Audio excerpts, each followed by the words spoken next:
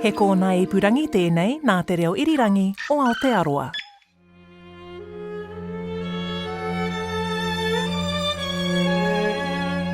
Still clearly remember pushing that door and then looking at the audience, that feeling after a year and a half couldn't be on stage. That was really, really special. Ballet dancer Mayu Tanigaito turned a leap of faith into a legendary career. She's one of the longest-serving principal dancers of Royal New Zealand Ballet. Through injuries and babies, she's still showing up every day. Especially actually after my knee injury, I just always so grateful to be on stage. Just purely, I still enjoy dancing it. Each morning, I get excited to come into the studios and put pointe shoes on, and I still get excitement each day. Born in Japan, Mayu Tanigaito travelled across the globe to join the Royal New Zealand Ballet in 2012. She's since become one of the most recognisable faces of New Zealand Ballet. This is Here Now with me, Kadambari Raghukumar. Growing up in Japan, Mayu started early, as many ballet dancers do. And for context, Japan has an estimated 4,000 to 5,000 ballet schools, one of the highest densities in the world. For Mayu, it started out with a chance outing with her family. So one of my friends was already doing ballet, and they invited me to come to see the performance. I must be 5, and then I loved the costumes and the makeup, and then I think it started really I loved the look of it. And then I asked my mom if I can start doing ballet, and then my mom thought I'm just saying just for the moment. So she was kind of waiting, if I'm just gonna not say anymore. But apparently I was just keep telling my mom I want when I can start. So you didn't just get over it. No. So my mom just found a good ballet studio for me to just start going. So that was when I was turned 6, I think. And then just kept going, really. In Japan, ballet goes beyond art. Ballet for young boys and girls is a fundamental part of a disciplined upbringing, emphasizing etiquette and resilience. So the style I started learning was Russian way, but I think it's a lot of a Japanese cultural way was in it. So it's more learning disciplines and those kind of things very early on. I remember once I'm in the studio, and then if I saw the teachers and I have to say good morning and then good afternoon and those kind of things, you learn from when you were really, really young, you not get away with not doing that because of you're young. So I learned that very quickly and build up to it. So those kind of things was probably more into the Japanese cultural way, I believe. Mayu went on to study at the Royal Ballet School in Antwerp and did a short stint in the US as a dancer. But it wasn't until she started to seek other opportunities that she really had to tap into the resilience she'd been trained for back in Japan. Grueling rehearsals and painful rejections after auditions, all just quite normal in this world of dance. You went along training. Was there any point in time where you thought, gosh, why am I doing this to myself? So when I was around 21, I started auditioning, and that didn't really go smooth as I was hoping. And that's the moments I was slightly down, this might not gonna happen. So one moment I was kind of almost gave up the hope to get into the company. And actually, Royal New Zealand Ballet, I was deciding this is gonna be my last audition to do, and if I couldn't make it, then I'm gonna just stop dancing. She got in with the Royal New Zealand Ballet in Wellington, one last audition, and that essentially changed Mayu's life. Otherwise, I won't be here. I won't be even dancing. Mayu's since made her mark in almost every Royal New Zealand Ballet production, like Giselle to Swan Lake. And along the way, she met her husband Paul in the company as well, who's also had an impressively long career. I'm the longest one for current dancers. My husband went 17 years or something. So but yes, at this moment. Wow, you're about to beat his record sometime soon. We'll see. I hope it's a healthy competition at home. So what keeps you at it? Why are you still here? What is it that brings you back here every day for practice? Just purely, I still enjoy dancing it. Each morning, I get excited to come into the studios and put pointe shoes on, and I still get excitement each day, even though my body is sore. Sometimes I didn't get good sleep and those kind of things happened, but I still love hearing piano music for the ballet class and moving my bodies and learning. Each day is a learning session, and then I'm still learning new stuff every day. I think that's kind of keep me going. The life of a principal dancer in New Zealand isn't just about the glamour of the opening night.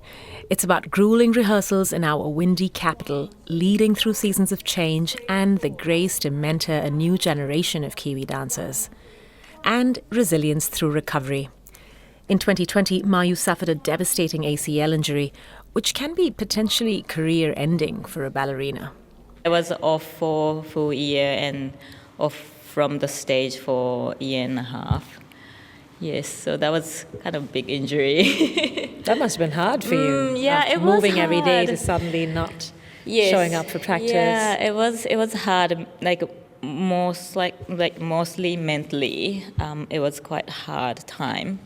What did that period in time teach you as a dancer and as a professional?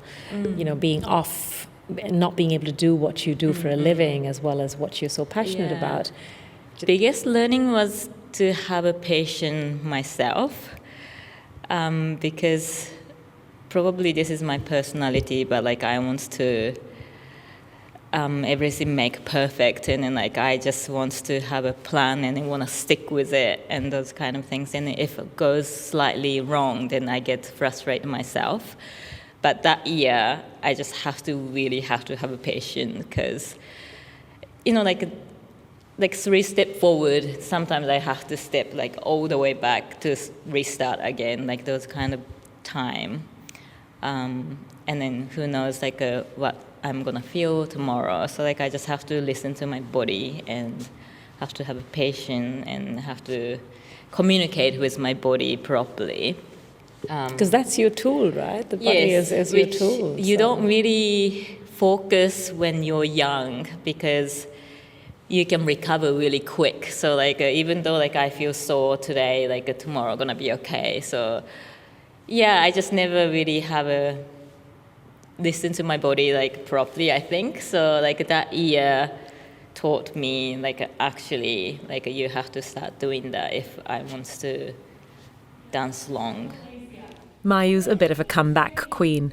Post-injury and post-baby, she got back on the horse last year with Nutcracker after a break as a new mother.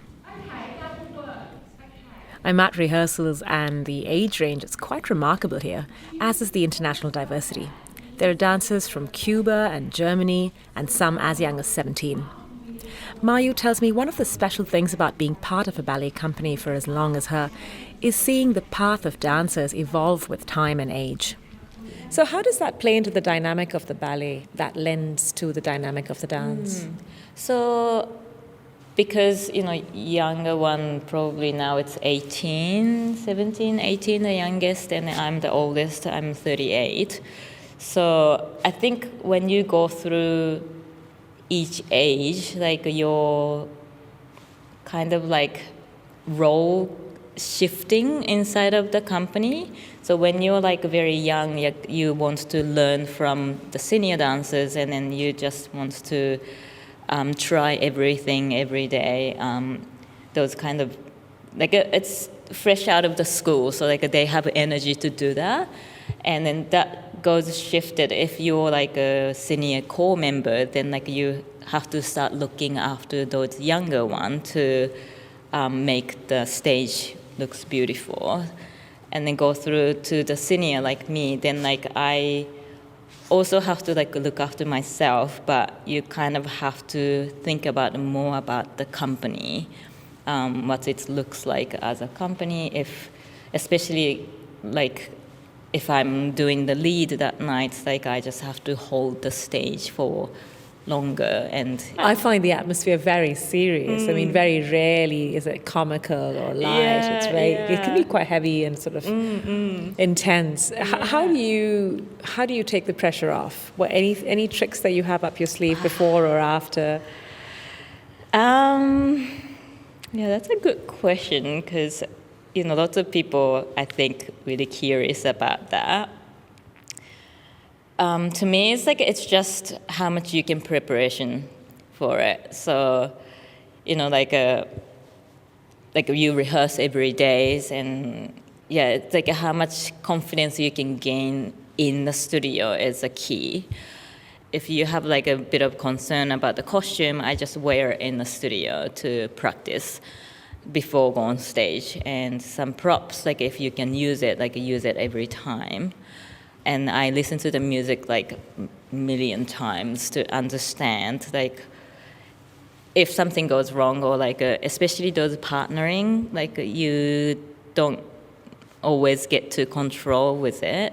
So like if something happened, like you discuss with the partner, like, hey, like let's do this if this won't work, or those kind of things. Like, so you always want to have like a plan A, plan B, plan C, plan D. So like how much preparation really you can do is a key.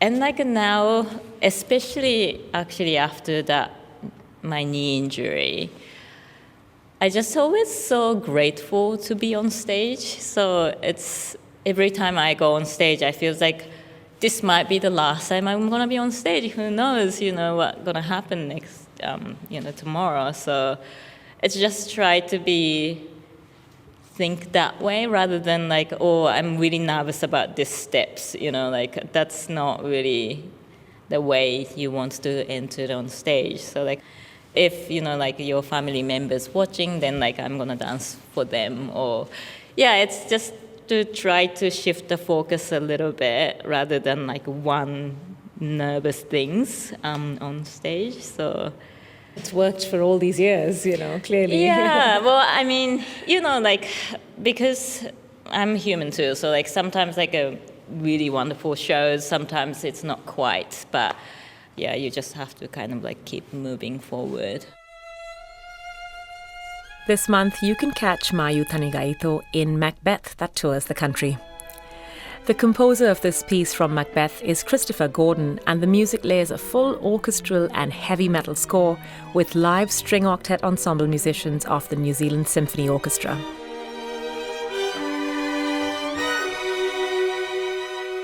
Mayu Tanigaito of the Royal New Zealand Ballet talking to me for this episode of Here Now.